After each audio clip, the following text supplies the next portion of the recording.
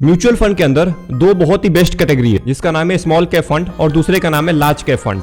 इन दोनों फंड के अंदर बहुत सारे लोग अपने पैसे को इन्वेस्ट करते हैं और बहुत सारे लोगों को अच्छा रिटर्न भी मिलता है अगर वो लॉन्ग टर्म के लिए इन दोनों फंड में पैसे को इन्वेस्ट करते हैं।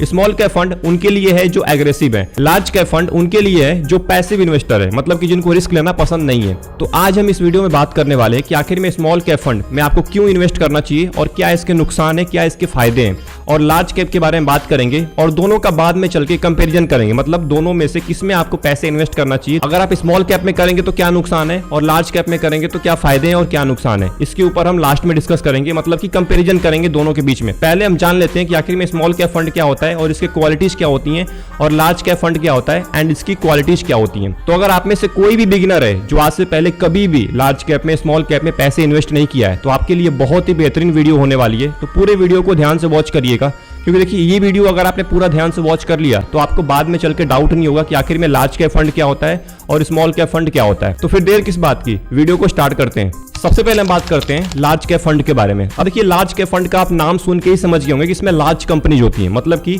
जो बड़ी कंपनीज हैं, जो इंडिया की टॉप 100 कंपनीज है ना, वो लार्ज कैप फंड के अंदर लिस्टेड होती हैं। मतलब जो आपका पैसा होगा ना वो टॉप 100 कंपनीज में इन्वेस्ट किया जाएगा। उसके बाद वाली कंपनीज को बोलते हैं मिड कैप, मतलब 100 से बाद वाली कंपनीज को मिड कैप बोलते हैं, बट टॉप 100 कंपनीज में आपके पैसे को इन्वेस्ट किया जाएगा लार्ज कैप में। जो लार्ज कैप कंपनीज होती हैं वो अपने इंडस्ट्री में लीडर्स मानी जाती है, मतलब सबसे इनका पद जो होता है ना वो सबसे ऊपर होता है। मतलब जो टॉप 100, सोच के देखिए आप, इंडिया की टॉप 100 कंपनीज में आपके पैसों को इन्वेस्ट किया जाएगा, तो आप खुद अंदाजा लगा लीजिए कि आपका पैसा कितना ग्रोथ करने वाला है। इसीलिए स्मॉलर कंपनीज के कंपैरिजन में जो लार्ज कैप फंड होता है वो आपको एक अच्छा रिटर्न देता है लॉन्ग टर्म में, बट यहाँ पे रिस्क बहुत ही ज्यादा कम होता है। तो आई होप आपको लार्ज कैप फंड के बारे में पता चल गया होगा। अब बात कर लेते हैं कि आखिर में लार्ज कैप म्यूचुअल फंड के क्या फीचर्स हैं। तो मैं आपको आज 4 की फीचर्स बताने वाला हूं, मतलब 4 क्वालिटीज बताने वाला हूं लार्ज कैप फंड के बारे में। सबसे पहला पॉइंट है स्टेबिलिटी। आपको यहाँ पे स्टेबल रिटर्न मिलेगा लॉन्ग टर्म के लिए, आपको यहाँ पे ज्यादा रिस्क नहीं लेना पड़ेगा। मतलब कि अगर आप 10 साल के लिए आ रहे हैं तो आपको 10 साल तक कांस्टेंट रिटर्न मिलता रहेगा। मतलब यहाँ पे ज्यादा मार्केट वोलेटाइल नहीं होता है, वोलेटाइल का यहाँ पे ज्यादा फर्क नहीं पड़ता है। अगर मार्केट कभी डाउन चला गया तो सबसे ज्यादा फर्क दिखेगा स्मॉल कैप में, बट लार्ज कैप में सबसे कम फर्क दिखता है अगर मार्केट ज्यादा डाउन चला जाएगा तो।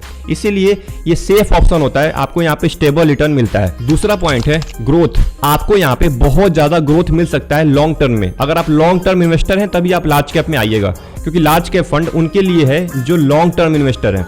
तो यहाँ पे आपको लॉन्ग टर्म में एक अच्छा ग्रोथ मिल सकता है, आपको एक अच्छा रिटर्न मिल सकता है। जिसे मैंने आपको पहले पॉइंट बताया था कि यहाँ पे आपको स्टेबल रिटर्न मिलेगा, ज्यादा यहाँ पे मार्केट का कोई फर्क नहीं पड़ता है। अगर मार्केट ज्यादा डाउन भी चला गया तो इसके ऊपर ज्यादा कोई फर्क नहीं पड़ता है। इसीलिए आपको लार्ज कैप फंड ज्यादा रिटर्न दे पाता है लॉन्ग टर्म में, आपकी ग्रोथ बहुत ज्यादा हो जाती है। तीसरा पॉइंट है लोअर रिस्क। यहाँ पे आपको रिस्क बहुत ही कम होता है, क्योंकि टॉप 100 कंपनीज में आपके पैसे को इन्वेस्ट किया गया है। और अगर आप टॉप 100 कंपनीज में पैसे इन्वेस्ट कर रहे हैं तो रिस्क तो ऑलरेडी कम हो चुका है, क्योंकि अगर टॉप 100 के लिस्ट से कोई भी कंपनी बाहर आ जाती है, मान के चलिए कोई कंपनी है एक्स कंपनी जो टॉप 100 की लिस्ट से बाहर आ गई, वो 101 नंबर पे आ गई, तो वो फिर लार्ज कैप में नहीं मानी जाएगी। जो टॉप 100 में कंपनीज रहेंगी उसी में आपके पैसे को इन्वेस्ट किया जाएगा। मतलब कोई और कंपनी टॉप 100 में आ जाएगी तो उसमें आपके पैसे को इन्वेस्ट कर दिया जाएगा, तो इसको बोलते हैं लार्ज कैप फंड। तो यहाँ पे आपको रिस्क बहुत ही ज्यादा कम होता है। चौथा पॉइंट है डिविडेंड। आपको यहाँ पे डिविडेंड भी बहुत सारी लार्ज कैप कंपनीज होती हैं जो पे करती हैं, जो इन्वेस्टर्स होते हैं जो इनकम यहाँ से कमाना चाहते हैं,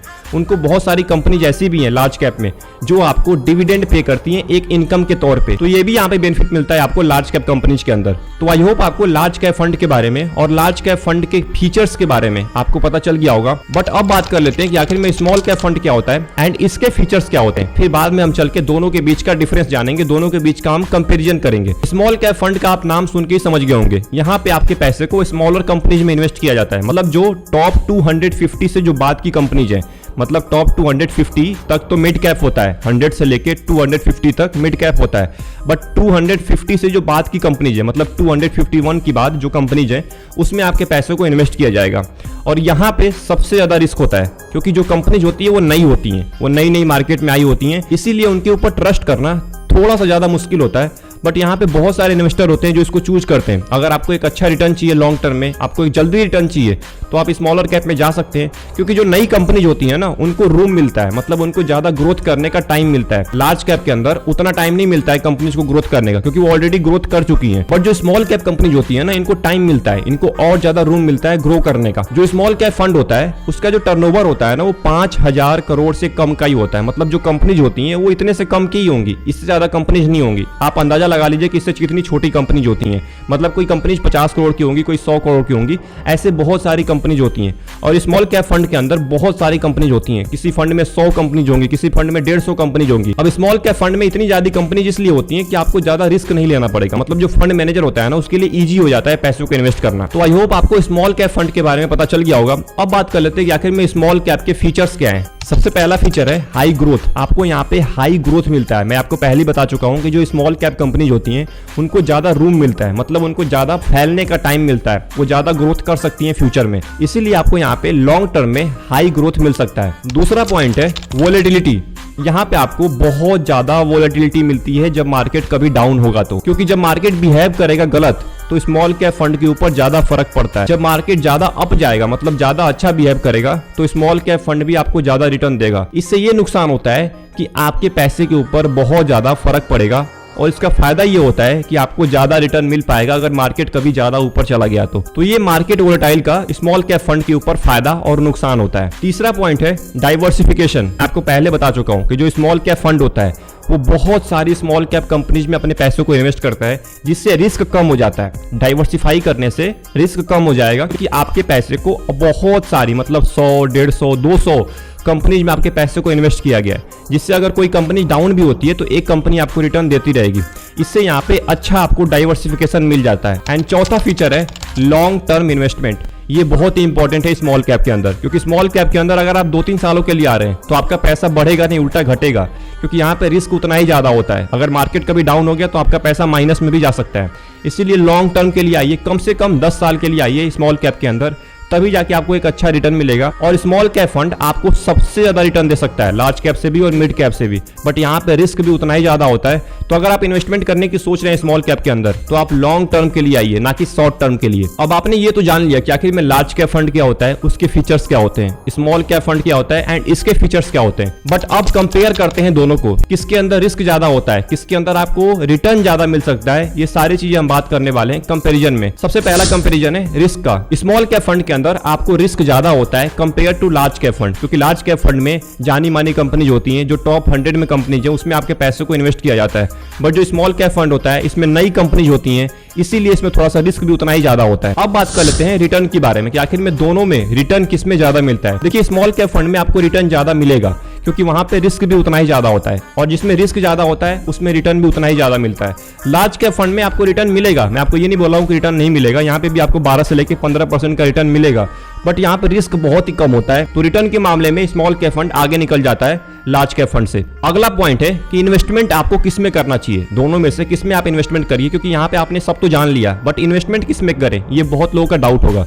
तो स्मॉल कैप फंड में आप इसलिए इन्वेस्ट करिए कि आप लॉन्ग टर्म के लिए आ रहे हैं। अगर आप लॉन्ग टर्म इन्वेस्टर हैं तभी जाके आप स्मॉल कैप में करिए। अगर आपको शॉर्ट टर्म के लिए आना है या मिड टर्म के लिए आना है, मतलब शॉर्ट टर्म यानी कि 3 साल 5 साल के लिए आना है, या मिड टर्म मतलब कि 7 साल 8 साल के लिए आना है, तो आपके लिए लार्ज कैप फंड बेटर है, क्योंकि यहाँ पे रिस्क बिल्कुल कम होता है, इसमें बहुत ही जानी मानी कंपनीज होती हैं। और अगर आपको लॉन्ग टर्म के लिए आना है तो आप स्मॉल कैप में आइए। अब बढ़ते हैं इसके आखिरी कंपेरिजन की तरफ, जो है सुटेबल।